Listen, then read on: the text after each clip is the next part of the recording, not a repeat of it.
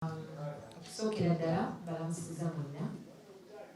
Good afternoon. Those are two afternoon, right? So njagala okwebaza mwenna abasobodde okujja. Lunaku lulungi nnyo. It's a beautiful day. It's a winning day. Era nga mwenna abasobodde okwerekereza byonna bibadde mukola ne mujja okutwegattako beebaza nnyo. So nga bakama bange abasingayo bannyonnyodde byonna ndowooza sijja kwogera bingi nnyo mpozi okubeebaza okunneesiga kuba tuli bangi nnyo usanga bakola emirimu nga bwe nkola naye okubanga bannonze mu bangi kitegeeza banneesize ne brandi yange era nja kukola kyonna ekisoboka nekyebansuubiramu okubeera nga tutambuza brandi ya Buganda Kombucha. Wangi James era si bwe mulundi okusosa okukolagana ne Buganda Kombucha. Vidiyo yange yaba tutadde gye nali nshutingira eyo bafaani bange be nasangayo nga banywa Buganda Kombucha. Era ne postinga akavidiyo akamu nga muli Buganda Kombucha. Twatandika okukolagana ne kampani eno. Era ne tubako bizinesi etwakola n'egguka bulungi ndi wa mukisa nti tuzzeemu ne tukwatagana ate ku kintu ekinene ennyo.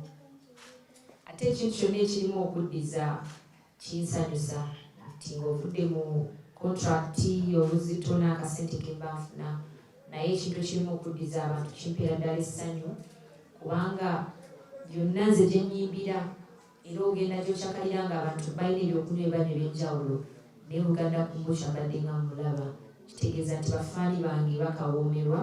So ndi wa mukisa okuba nga ate ngenda kubanga nnyongero kibatuusaako byonna gye naaba tutambulidde. Tulina promotion ejja mu bbanga ttono nnyo eritaweza yadde omwezi nga baba bannyonnyodde tugenda kubanga tutambula mu bitundu eby'enjawulo mu Uganda yonna. Tulina almost ebivulu 16 n'okusoba era ndowooza buli district tujja kutuukayo.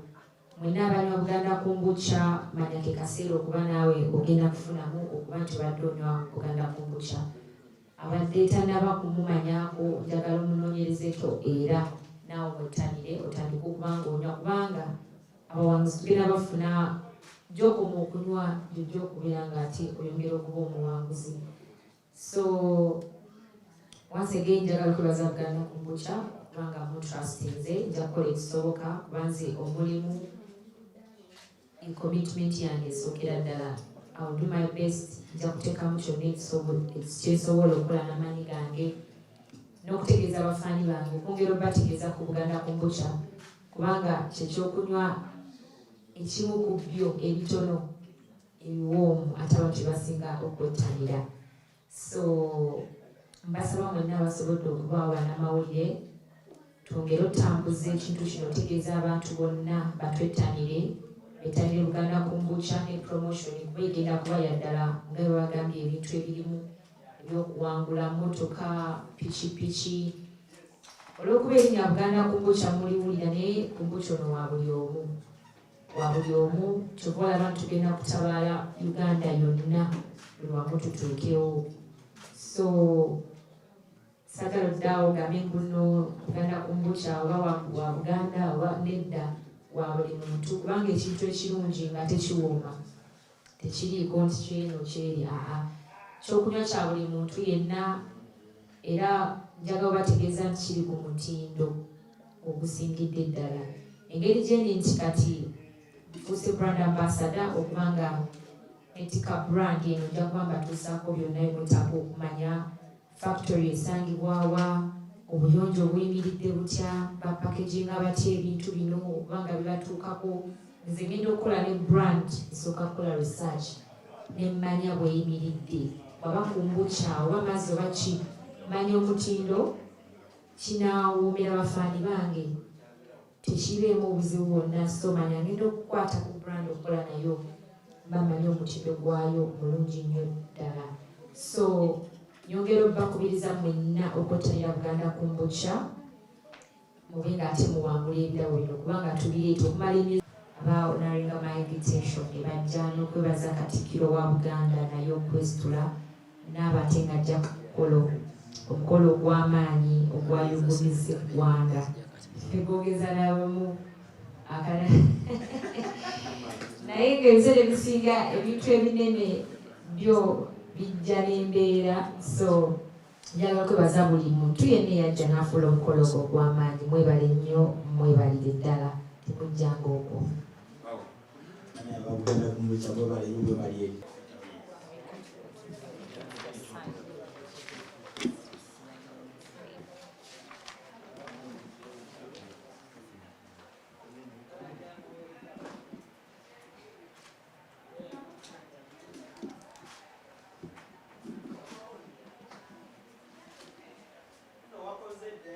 Tolina kyovaako, oyinza oba toli mugagga ate n'olumu okikola si kuba nti nno oba oyina osobola nga toyina naye nga ku ssaawa eyo kimanyi gujja kufuna. So nze normally oli muto mu ssaawa ne mu myaka ensobi waziraba ez'abaana teeka sinatuuka nnyo mu myaka gibanga na experience ebanga nalaba ensobi nnyingi, but I think kyakubeeramu tegeka forever.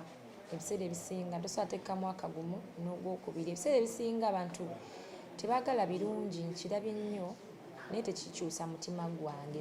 Nze omuntu tinewe ngamba banaye abantu babi nnyo nnyo nnyo, ngezaako nnyo gama kyeteekamu but tekiri mu nze okubeera omubi eri omuntu yenna, era kimala ne kinvaamu. So obulamu bw'abantu tosobola butegekera, tosobola tegeka muntu ali obubi ku street nogaa nti nyambyeko n'omuntu totegeka obulamu bwe. Kiba kibi nnyo nnyo okuzanyira mu mbeera bwetyo kubanga teri muntu ayagala kubeera bubi. So siyinza kera nkya ne stage nga obulamu bw'omuntu oba kaŋŋambe nkedde nengenda nkyalira oba omwana alina ekituli ku mutima, ekyo tebakitegeka. So teri muntu ayagala kubeera mu mbeera bwetyo. I do pray a lot. I do pray all the time. Nze buli kimu nkikwasa Mukama. Setaagisa nakulinda genda mu church. Oba olaba nti nze ebyange Mukama Katonda anwanidde entalo era byange bitambula bulungi kubanga mwekwata. Nekyendabanga ekizibu Mukama akimpisaamu. Kasukuwe.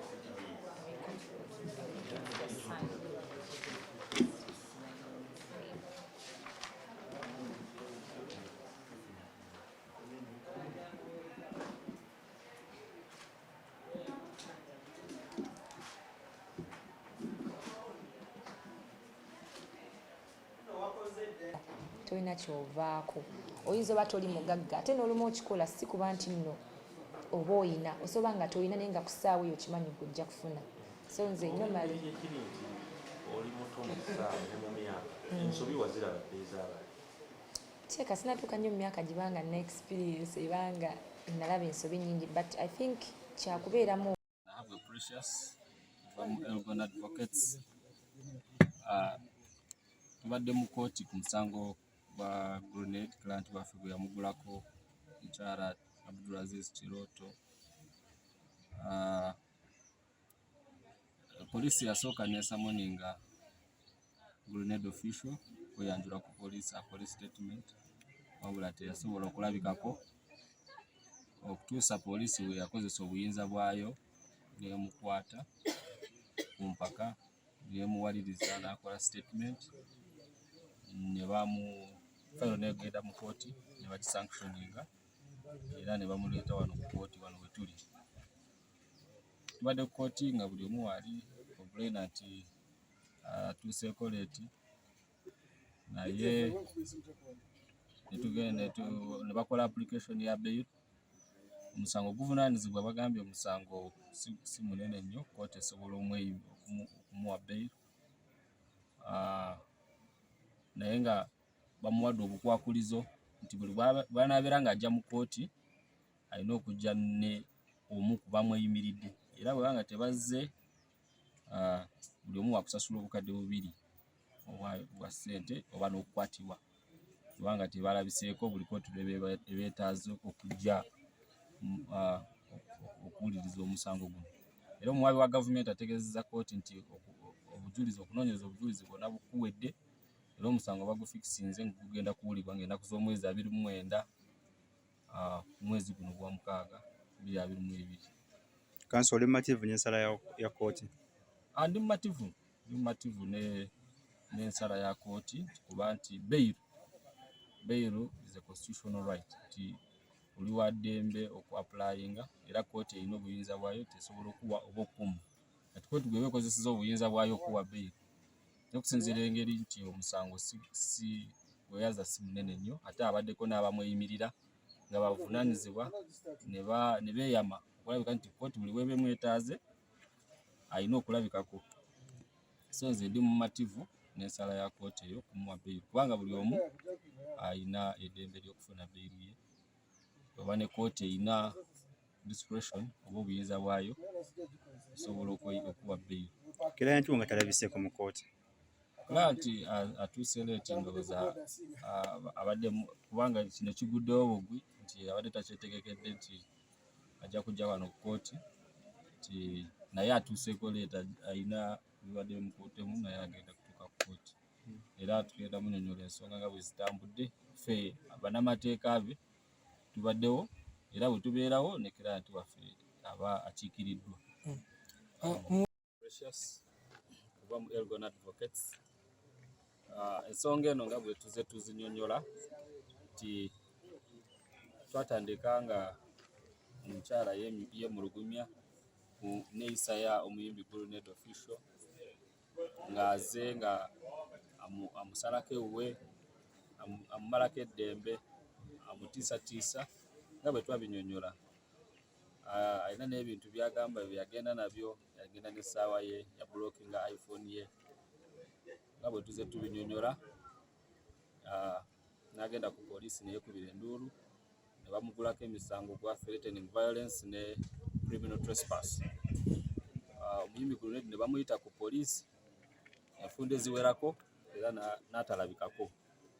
Poliisi nayo neekozesa obuyinza bwayo nemuwaliriza oba nemukwata nemuleeta wano nemutwala ku kajansi ne bakola statement. So ekiro yesterday poliisi bwe yamukutte n'asula e Kajansi poliisi, then fayiro neeretebwa wano ku kkooti ey'e Kajansi n'asomebwa emisango. Basomeddwa emisango agyeganye era bannamateeka be bateekamu okusaba kw'okuyimirirwa era nga buli omu bw'abeera n'eddembe ly'okusaba bbeeyi ate nga ne kkooti nayo erina obuyinza either okumuwa bbeeyi oba obutamuwa. Kkooti ekozeseza obuyinza bwayo okumweyimirira ng'abadde n'abamweyimirira ababiri. Kkooti era ebawadde obukwakulizo okuli nti buli bw'abeera nga anajja ku kkooti agenda amweyimiridde, buli bw'aba nga anajja mu kkooti ajje n'omuntu omu amweyimiridde.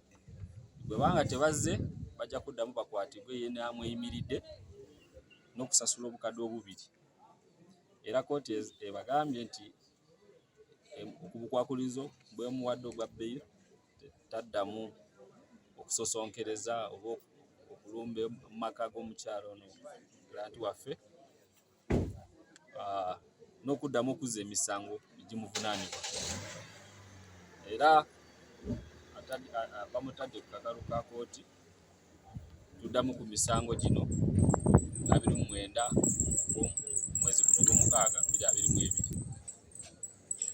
Nti omuwabi wa gavumenti ategeezezza kkooti nti okunoonyereza kuwedde mu guno omusango, obujulizi obubuliwo bumala okulumiriza avunaanibwa.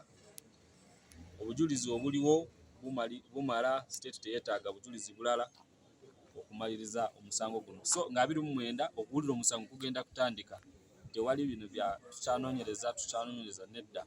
Omusango olwedde obujulizi obuliwo bumala, okuwulira omusango kugenda kutandika nga 29 okuggyako nga waliwo enzikiriziganya oba okutabagana okubaddewo Grant waffe ne gwe bawaabira. Okay, come on. You can give us one or two words. Don't mind. A little bit. Anything, your side of the story. Now the public is wondering, why are you to hear from you? crucifying this person who is in love? What is your take like? Why am I crossfiring? No. Why is there any problem? What is the problem? What is the root The cause? issue is when you don't want to be with someone anymore, you have to realize that the relationship is over. You don't have to come search for them, stand in front of their house, park outside their house. You don't have to have thousands of people calling, texting. It's like, it's over, it's over. It's life. People move on, you know? So you don't have any room in your heart that you can forgive this man? No, actually, I can't forgive him because one, I'm a Muslim, and Grenade tried to bewitch me. He was doing funny things in the house, and I can't go for that.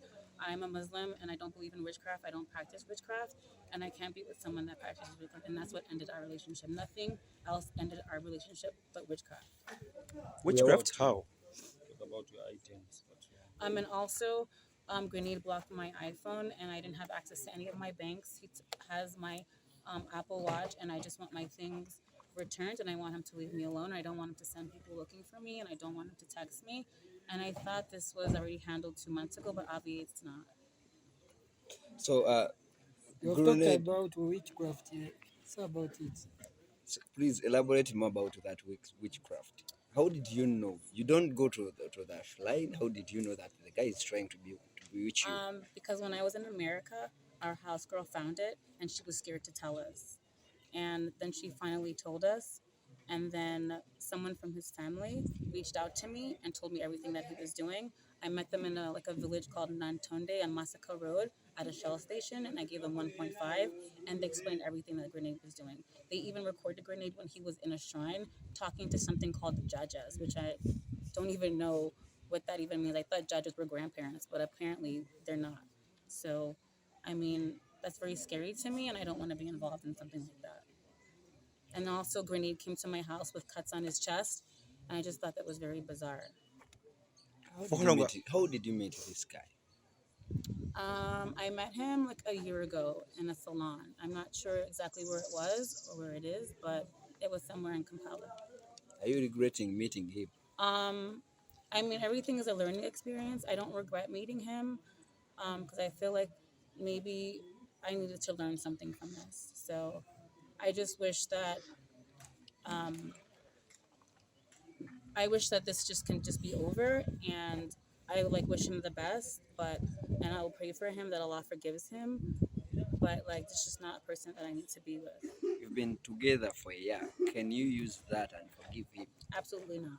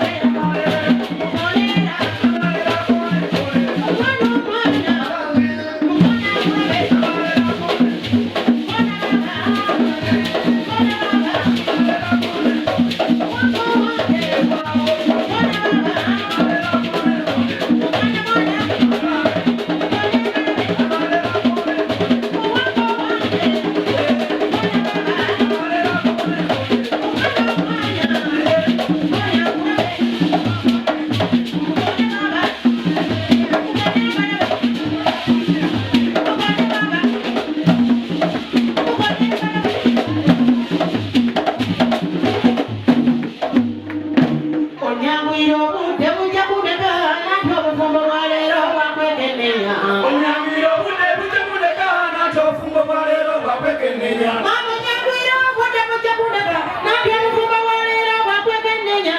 Onyambiro bude bude bude kana chofungo balero bakwekenya. Chofungo balero bakwekenya. Bude mukwano balero bakwetawajja.